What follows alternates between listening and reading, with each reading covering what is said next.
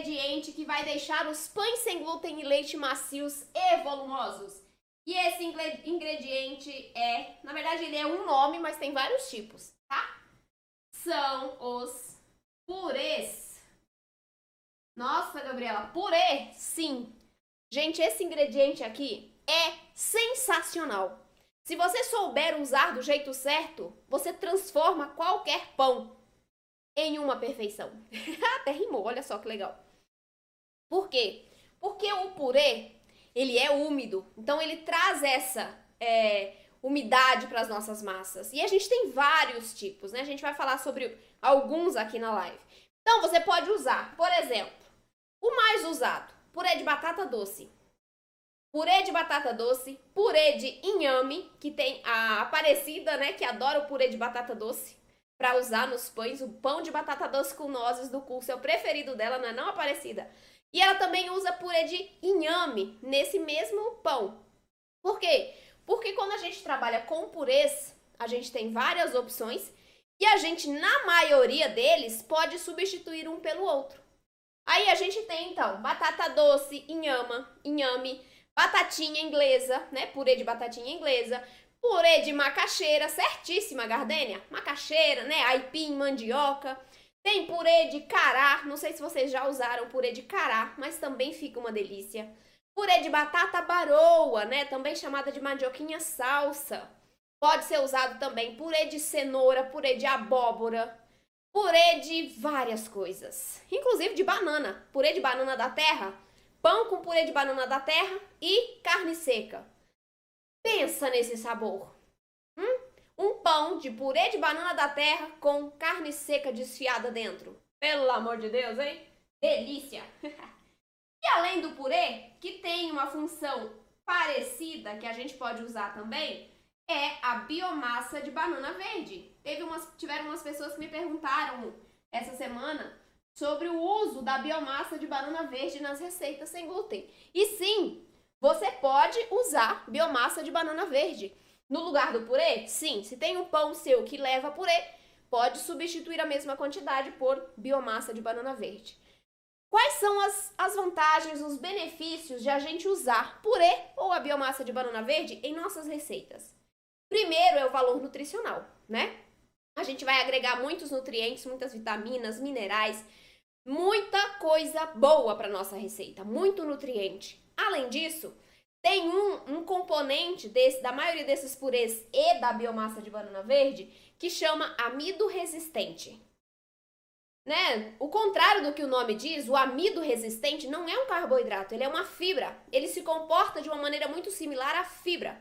Então, o purê que tem esse amido resistente, ele vai nos deixar saciada por mais tempo, porque o nosso organismo demora mais para digerir um produto que foi feito com purê, que contenha amido resistente. Não é legal? A gente enriquece nutricionalmente as nossas receitas, a gente agrega mais maciez, umidade, sabor, a depender do tipo de purê que você está usando, em nossos pães. Leveza, volume. Nossa, mas como que o purê interfere no volume do pão? Na maciez eu entendo, né? Mas e no volume? Quando eu tenho uma massa equilibrada, quando eu tenho uma massa bem hidratada, o volume é a consequência disso. Então, com o purê, eu tenho uma massa assim. Eu tenho uma massa que fica mais leve, que fica mais macia, mais úmida.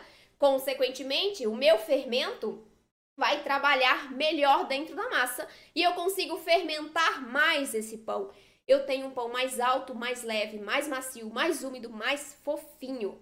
E com certeza muito mais saboroso, né? Com muito mais valor nutricional dentro dele, certo? Esse amido resistente também, ele ajuda a reduzir o índice glicêmico das massas. Os purês ajudam nisso, né?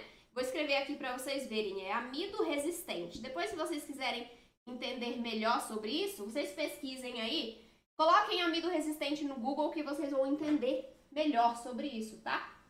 Ele se comporta de maneira muito similar à fibra.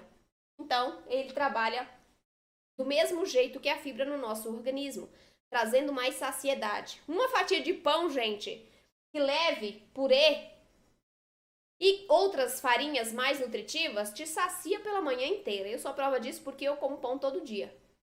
Uma fatia de pão é o suficiente. Claro, com uma proteína junto, né? Porque é o recomendado. A gente tem que se alimentar de maneira mais saudável. Às vezes a gente coloca uma geleia? Claro que sim. Mas a proteína é importante estar junto. E assim a gente fica saciado por mais tempo, porque o purê vai entrar com essas funções nas nossas massas. Maciez, volume, umidade, saciedade através do amido resistente, valor nutricional. E aí, qual é o segredo para você alcançar esse resultado? Quantidade. A receita, a quantidade usada deve ser equilibrada, porque senão, lembra que tudo em excesso, né, ao invés de remédio se torna veneno? Aqui é do mesmo jeito.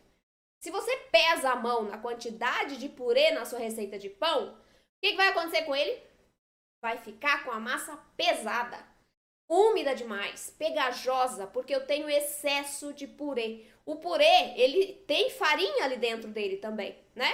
Purê de mandioca, a farinha de mandioca é o quê? É a mandioca ralada? O purê é da mandioca, então tem amido ali dentro, tem a farinha.